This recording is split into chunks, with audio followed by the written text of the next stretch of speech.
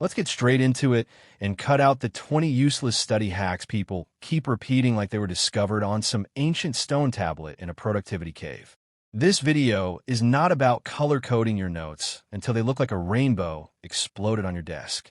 It is not about buying expensive stationery to convince yourself you're becoming disciplined. And it is definitely not about waking up at 4 a.m. just to stare at your textbook like a confused Victorian child. This is the real guide to becoming a straight A-plus student. The kind of student teachers remember. The kind of student classmates ask, "Bro, how do you study?" The kind of student who somehow looks calm before exams while everyone else is speedrunning panic. In this video, I'll walk you through the exact principles that actually matter.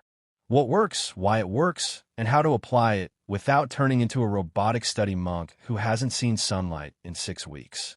And yes, stick around for the final section, because that's the shift that separates students who study hard from students who consistently dominate. Why most students never become top students. Before the methods, here's the uncomfortable part. Most students do not fail because they're unintelligent. They fail because they study emotionally instead of strategically. They study when they feel motivated. They revise only when fear arrives with a baseball bat the night before the exam. They mistake being busy for being productive. They spend 3 hours studying and somehow retain the academic equivalent of decorative wallpaper. Straight-A students are not usually smarter. Annoying, I know. They're just better at consistency, systems, and understanding how learning actually works. School rewards reliability more than brilliance. That's the part no one likes to hear. You do not need genius. You need structure. Point 1. Classroom lectures matter more than you think. Let me be blunt. If you ignore class and plan to learn it later at home, you are creating extra work for future you. And future you already has enough problems. When you pay attention in class, you hear how the teacher explains difficult concepts. You learn what they emphasize repeatedly. You catch hints about what may appear in exams. You understand the logic before memorization begins. A student who understands a lesson once in class and reviews it later has a massive advantage over the student who first encounters it alone at 10:43 p.m. while half asleep and bargaining with the ceiling fan. How to actually use class properly. Sit where distraction is harder.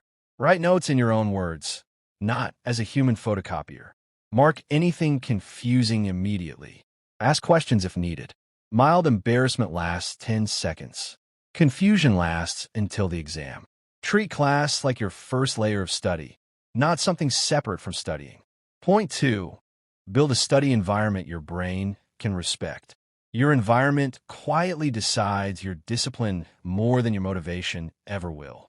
If your study desk looks like a battlefield of snack wrappers, tangled chargers, random receipts, and emotional damage, your focus will suffer. Your brain associates places with behaviors. A clean study space signals work.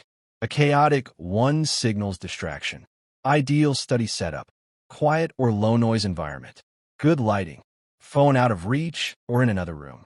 Only materials for the current subject on desk. Water nearby, because dehydration makes your brain run like outdated software. A peaceful environment reduces mental friction. That matters more than people think. Point 3.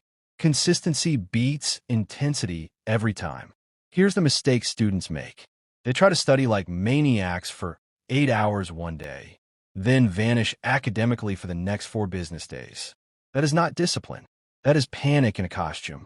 Top students win because they study regularly, not dramatically. Better approach. Study 1 to 3 focused hours daily rather than 10 chaotic hours before exams. Why? Because memory forms through repetition over time, not through one heroic suffering session fueled by caffeine and regret. Consistency turns hard things easy. Random effort keeps everything difficult. So if you want to become a straight A+ student, remember this. It is not about being born gifted. It is not about studying until your soul leaves your body. It is not about becoming some productivity robot with 6 planners and no personality. It is about paying attention in class, revising consistently, testing yourself actively, practicing weak areas, protecting your focus, taking care of your body. building discipline instead of waiting for motivation. Do that long enough and your results will change. Quietly at first, then all at once. And one day, people will ask how you became naturally smart, which is always funny, because they never saw the boring, repeated work behind it. If this helped, drop a like, subscribe, and check the full resources in the description for more study and self-improvement content. Now go study. Your future self is tired of being stressed on exam week. Bonus tip 4. Keep friends who respect your goals. Your environment includes people.